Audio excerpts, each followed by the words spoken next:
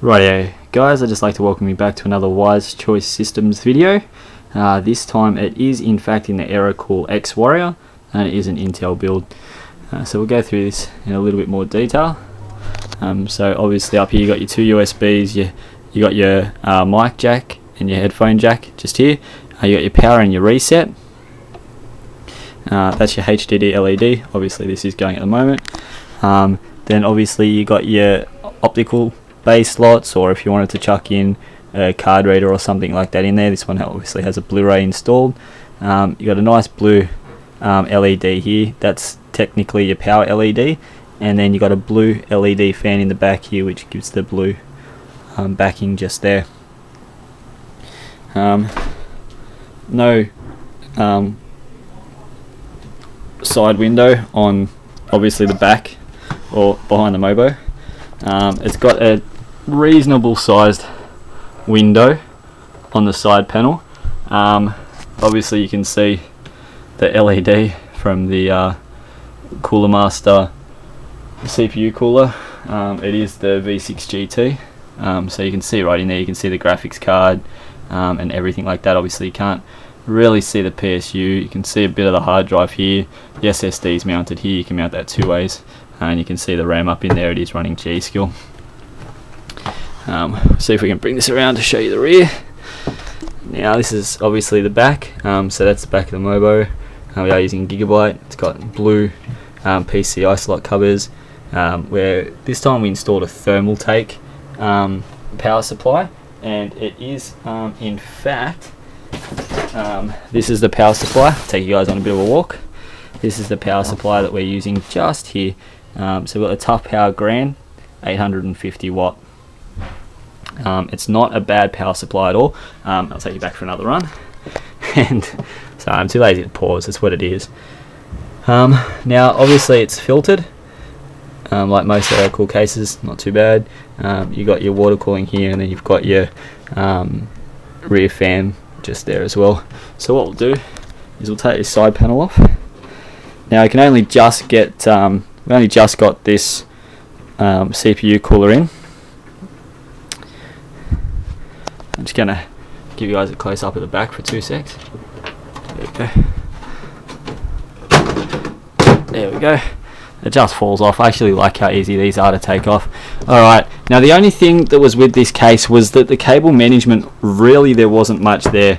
There was no real way for me to actually have enough cable unless I got an extension to run the ATX up through the top there.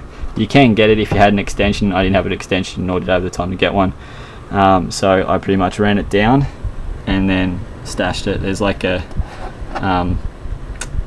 it's I don't know what you would say, but there's the way that this sits up against the back here, that sits out, and there's a crevice down the bottom, so I kind of just ran it that way. So it wasn't too bad. Again, you can see how these are here.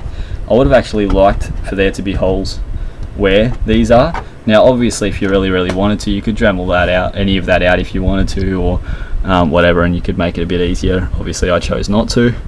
I was a bit disappointed by this here. Obviously there wasn't too much that I could do with the cabling, and there wasn't enough room behind the Mobo to actually run cabling apart from what was needed. So that was a bit disappointing. But anyway, and we'll see if we can get you in here, cause that's the SSD just there. I'll see if I can get you guys. Actually, I don't think I can get you in there. It's all a bit tight. Maybe if I. Yeah, nah, you're not gonna. Anyway, that's the SSD just there. That's the back of the fan. Then obviously you got your cabling here. Now what I did is, as I said, up the top. I'll see if I can get this light on. Up the top there, where that screw hole is. I was going to take the top off and show you guys. That's why I didn't put the screw back in, but I'm not going to now. But basically, I cheated.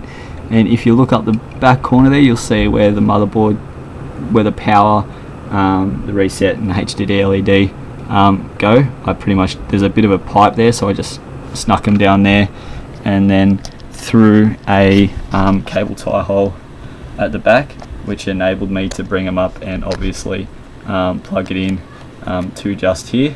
And I did also braid them to make it a little bit neater and everything like that. So the cable management was a bit dirty in this one. It was actually quite hard to build in. It wasn't the most enjoyable PC that I built in, but I do have to say that the case is actually pretty well designed. Like, it's not too bad, the flow is good, plenty of options for fans.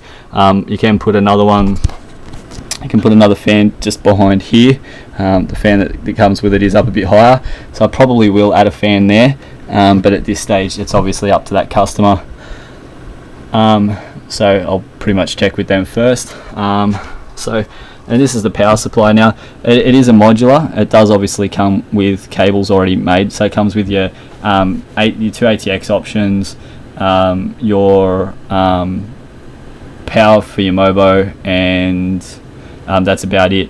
So all your SATA, Molex and all that all have to be plugged in up here, and then down here is all for your PCI. So let's just say, for example, you're running 3 cards, and that's what that's designed for. So you got 1 card, 2 cards, 3 cards.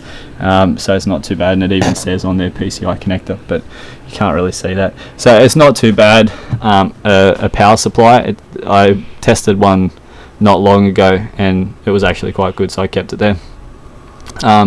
Now, the graphics card that we're running is, of course, as you're probably aware, is the HD 6870 by Gigabyte. See if we can get you in there a bit better. It's actually a really nice card. I do like this card. And then, of course, the CPU cooler, which is the Coolermaster V6 GT, which is a little bit different to what I normally use. It's got 2 fans, PWM. You can change by pressing this button here. You can change it. So that's no light, red, blue, purpley colour, and none.